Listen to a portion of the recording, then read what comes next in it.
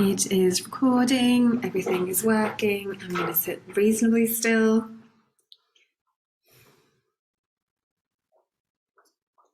Okay, hello, my name is Skirgård and I'm a linguist at the Max Planck Institute for Evolutionary Anthropology in the Department of Linguistic and Cultural Evolution, and I'm here to talk to you today about protecting a number of languages, particularly in island groups in the Pacific. Now, let's start us off. I would like to first extend my thanks to the organizers of EHBEA. I'm not very good at pronunciation yet. I know it's a difficult thing to organize things in these times, and I'm very grateful as well to everyone who's contributed over the years to my work, in particular my Pacific colleagues. And I would like to say that if not otherwise marked, all my maps are from Unicorn.js, and if you like maps, you can check out my website and get some more maps of the Pacific. Now, setting the scene, an issue that have occupied a lot of languages for a long time is, why are there so many languages in the world? If languages are about communication, why do we need 7,000 of them? And sometimes in areas where people live very close to each other, we get many languages just in different villages. Why is that? So if we look at the world, this is the distribution of languages. Every dot here is one language, regardless of the extent of area it covers.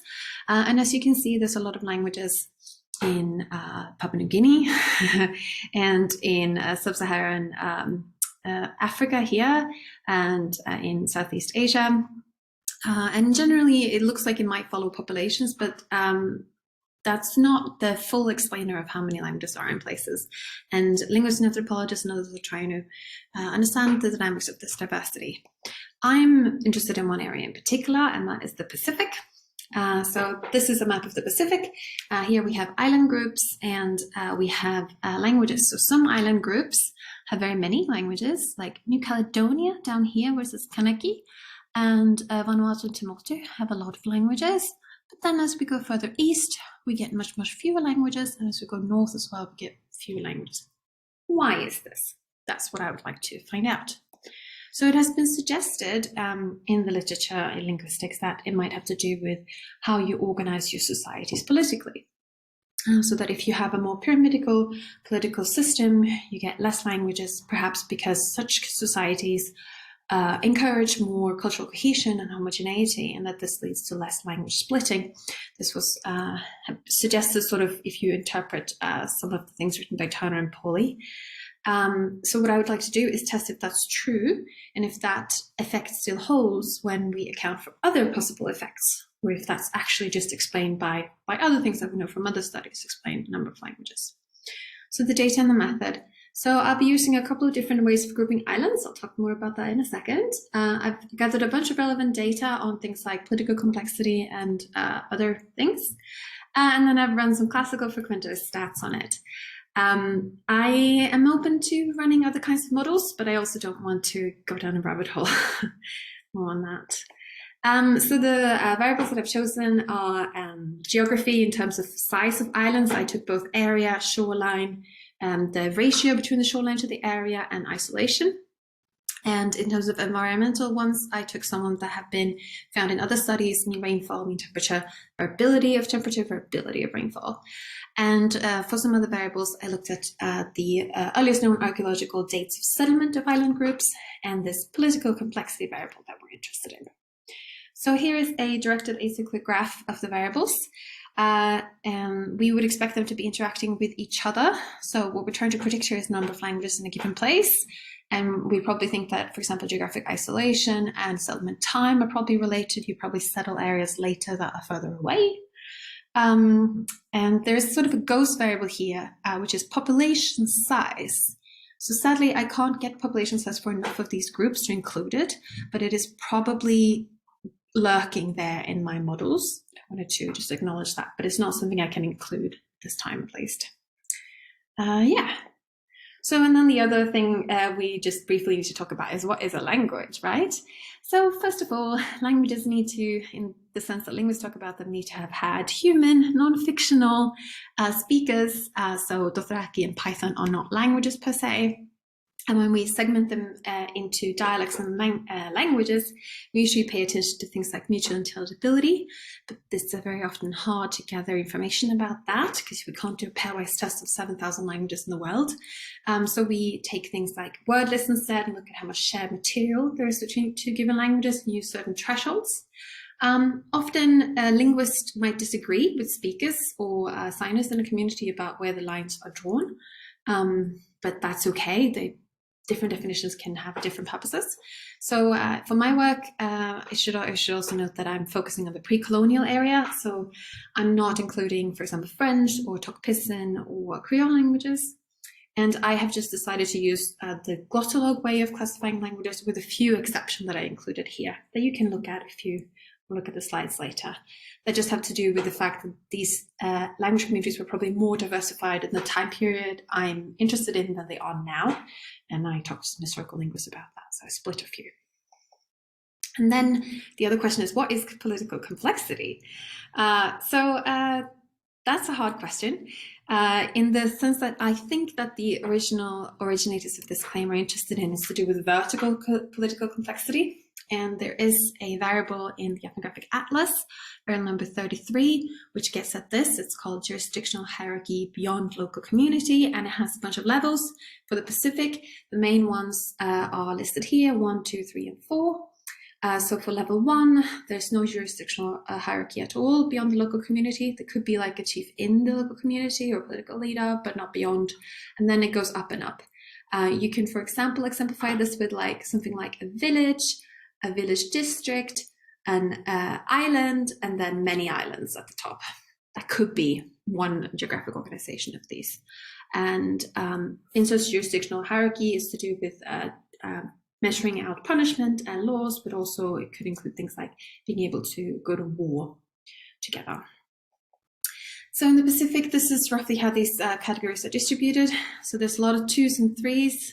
The further east we go, it's a bit mixed up here in the north, but there's a lot of 1s and 2s in this area that we saw a lot of languages in.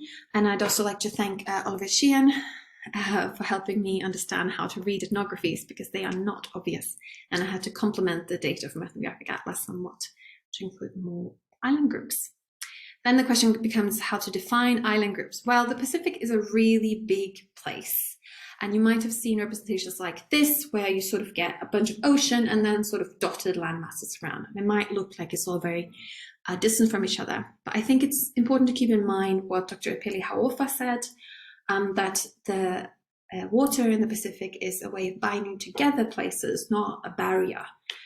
So it's not like it's a desert and it's desolate in between islands and then there are oases where people live and they're isolated from each other. These are people that sail a lot.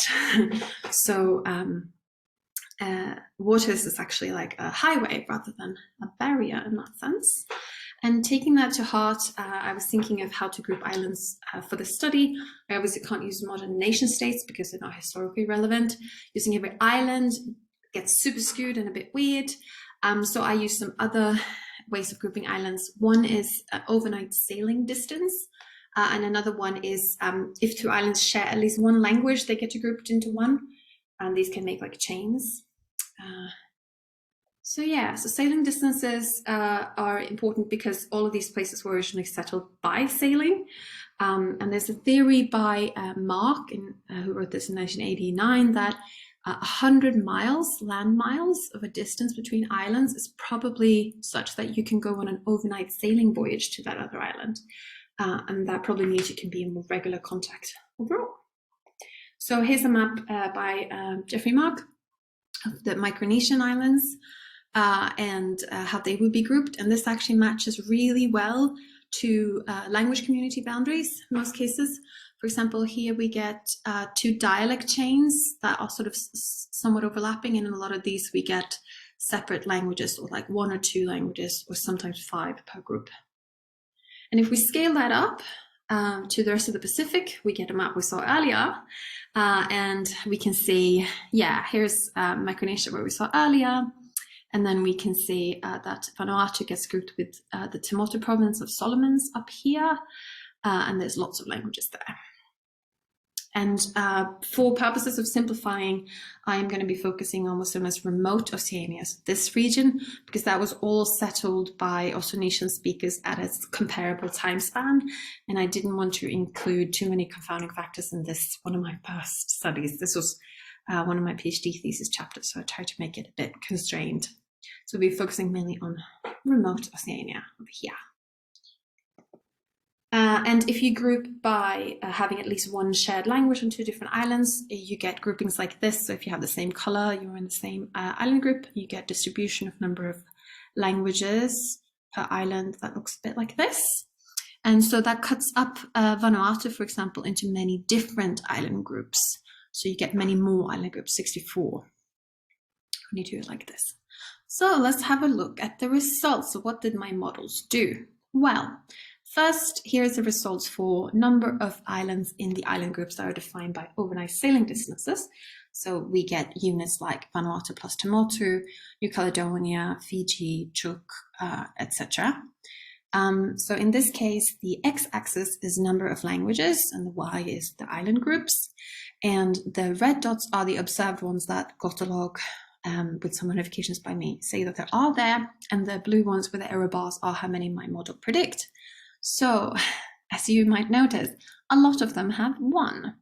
So the model gets a lot of training on the number 1, predicting that, and it does pretty well. It overshoots in a couple of places, but generally it does pretty well. This is Northern Marianas, which has, I think, a bit more shoreline and a settlement time depth that's steeper. So that's why it overshoots a bit there. But most interestingly, here we have Vanuatu and Tuamotu, where the model does predict that it is the island group with the most languages, but it doesn't quite get up to the high numbers we know are there. And in that model, it is true that political complexity is still playing a part. It has a low p-values aren't divine, but they are something. It has a low p-value and it does have an effect. And the other one that has a significant effect is settlement order in interaction with area. So the larger your area, the longer you've been there, the more languages you get. Here is the same graph for this other more fine-grained way of grouping the islands. And again, we get Vanuatu languages at the top, Malekula, Santo, Ambrin. And again, the model thinks that they should have a lot of languages, but it doesn't quite get all the way up there. Malekula in particular undershoots by quite a lot, even if it thinks it's one of the most linguistically diverse in the sample. And that model, again, also had political complexity, and then these things with shoreline and area as significant effects. So the results are basically that the bigger your island, the longer you've been there, the more languages you get. Rainfall and temperature actually turns out to not be that important in the Pacific because basically the islands don't vary that much in rainfall and temperature to pick up on any nuances. Political complexity does predict number of languages significantly. If you have a lower political complexity, you get fewer languages. That's why it's a negative coefficient. But there are a number of key areas where the models predict too few languages, specifically in Vanuatu. So wrapping up, what to do next? So I'm trying to develop this study into a paper from my PhD. And I am a little bit worried because I've been in danger before of falling down some rabbit holes, hence this illustration here. And I can't just rerun models with different ways of running models. And taking Rich's statistical rethinking class did inspire me to think of many ways of redoing this. What I presented to you today is what I had in my PhD thesis. And I'm trying to sit on my hands to not do this too much. And I also can't just keep adding variables because every time I give this presentation, someone says, what about adding this one and this one and this one? The answer is often, unfortunately, that there's not enough data for enough languages, societies in the sample. But with that said, I am actually still interested in what you think. You are, a lot of you aren't linguists. I'm particularly interested in an evolutionary anthropology perspective on this study. And if there's any absolutely necessary tweaks that you really think I should talk about, I have more slides and maps to show you in the question and answer time if you'll let me. Thank you. Goodbye.